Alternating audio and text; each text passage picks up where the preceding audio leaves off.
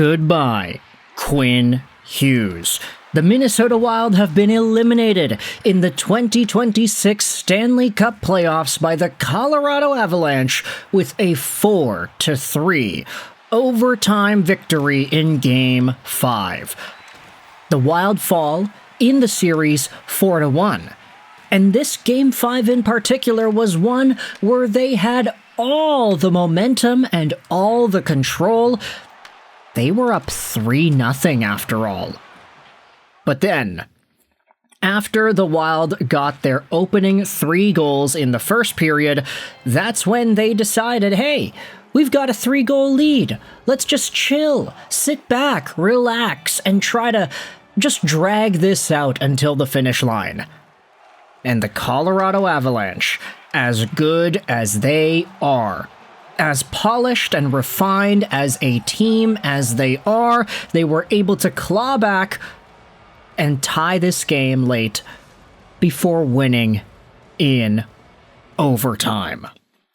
You have Parker Kelly, who gets the 3-1 goal in the second, and then in the final few minutes of the third, you have Jack Drury tipping things in front with 3:33 remaining, and then Nathan MacKinnon scores with 1:23 remaining. The building goes nuts. Colorado is tearing the house down. And then Brett Kulak. Oh my goodness, Brett Kulak going out there and being the ultimate hero.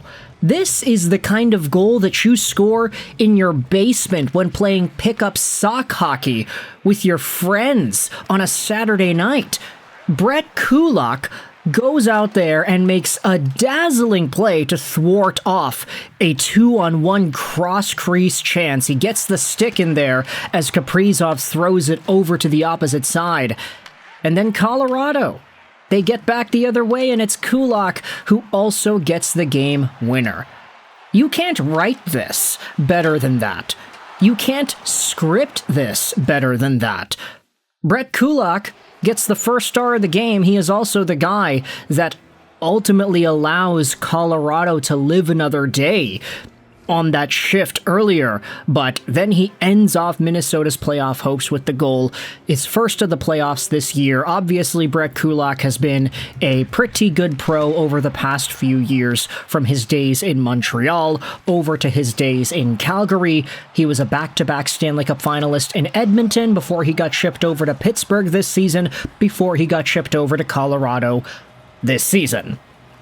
So Brett Kulak, obviously great to see him doing some of the heavy lifting there. Cale Makar, he ended up getting hurt in this game as well. Makar's health has not really been the most stable thing over the past few weeks, but he still was able to come back and finish the game properly. So Colorado fans obviously thanking their lucky stars for that.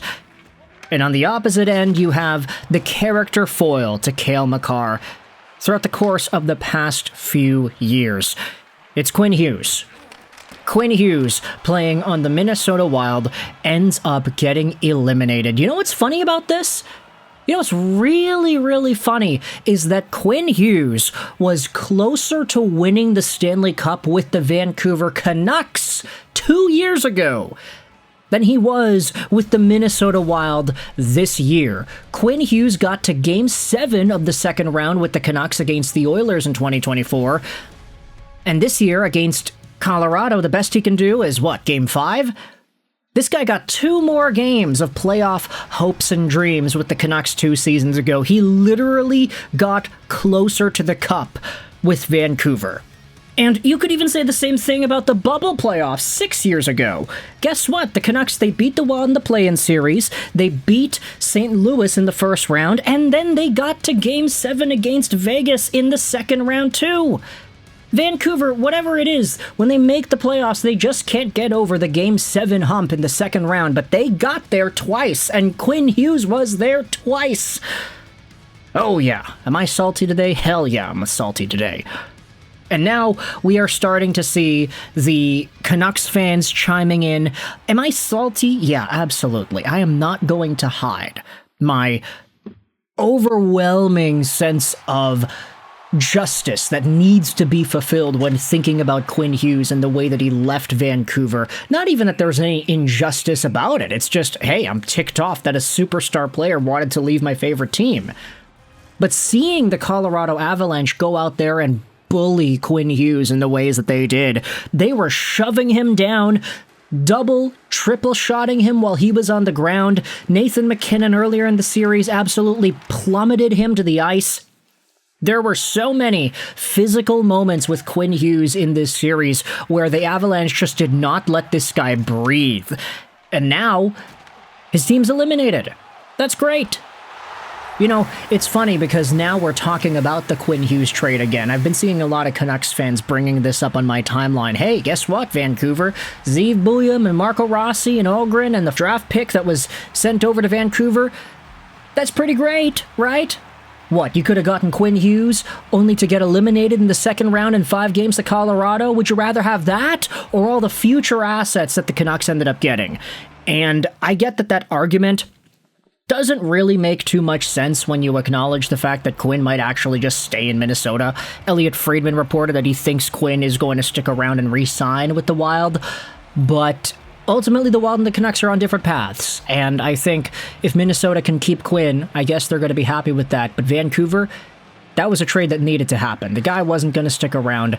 The team was able to get some really good young assets, and now we have a big update as to the Canucks and their draft pick scenario.